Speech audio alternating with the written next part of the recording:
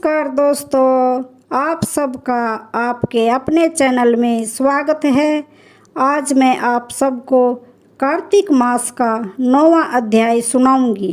तो दोस्तों शुरू करते हैं आज का अध्याय। जो कार्तिक मास की कथा को पढ़ेगा सुनेगा वह होगा भव से पार। श्री हरि कृपा से लिख रहा 9वें अध्याय का सार। राजा पृथ्वी ने कहा, हे मुनि श्रेष्ठ नारद जी, आपने कार्तिक माह के व्रत में जो तुलसी की जड़ में भगवान विष्णु का निवास बताकर उस स्थान की मिट्टी की पूजा करना बताया है, अतः मैं श्री तुलसी जी के महात्म्य को सुनना चाहता हूँ। तुलसी जी कहाँ और किस प्रकार उत्पन्न हुई, यह बताने की कृपा करें। नारद जी बोले, राजन, अब आप तुलसी जी की महत्ता तथा उनके जन्म का प्राचीन इतिहास ध्यानपूर्वक सुनिए।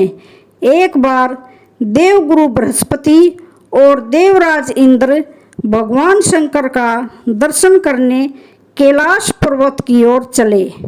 तब भगवान शंकर ने अपने भक्तों की परीक्षा लेने के लिए जटाधारी दिगंबर का रूप धारण कर उन दोनों के मार्ग में अवरोध उत्पन्न किया।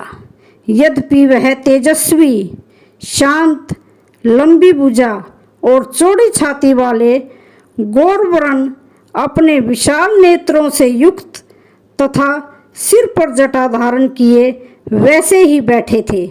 तब उन भगवान शंकर को न पहचान कर इंद्र ने उनसे उनका नाम व धाम आदि पूछते हुए कहा कि क्या भगवान शंकर अपने स्थान पर हैं या कहीं गए हुए हैं।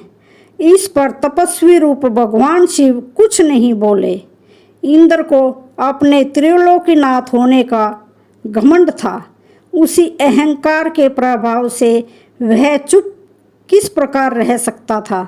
उसने क्रोधित होते हुए उस तपस्वी को घुड़क कर कहा, अरे, मैंने तुमसे कुछ पूछा है और तू उसका उत्तर भी नहीं देता। मैं अभी तुझ पर वज्र का प्रहार करता हूँ, फिर देखता हूँ कि कौन तुझ दुर्मति की रक्षा करता है।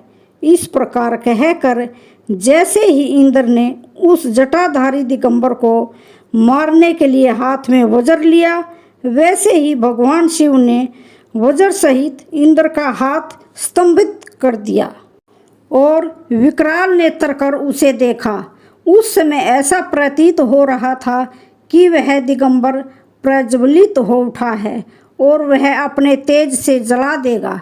भुजाएं स्तंभित होने के कारण इंद्र दुखित होने के साथ साथ अत्यंत कुपित भी हो गया, परंतु उस जटाधारी दिगंबर को प्रज्वलित देखकर बृहस्पति जी ने उन्हें भगवान शंकर जान उन्हें प्रणाम किया और दंडवत होकर उनकी स्तुति करने लगे।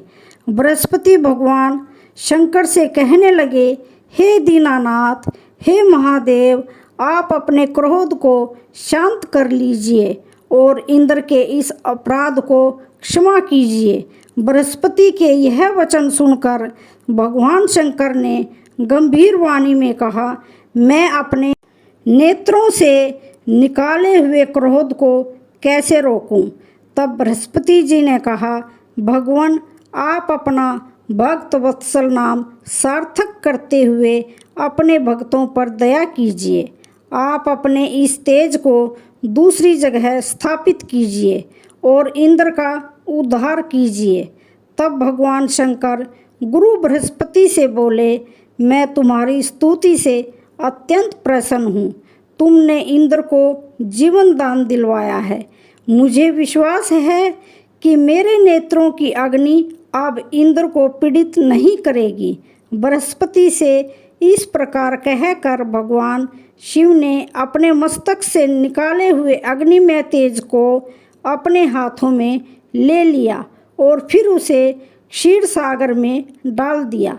इसके पश्चात भगवान शंकर अंतर्ध्यान हो गए।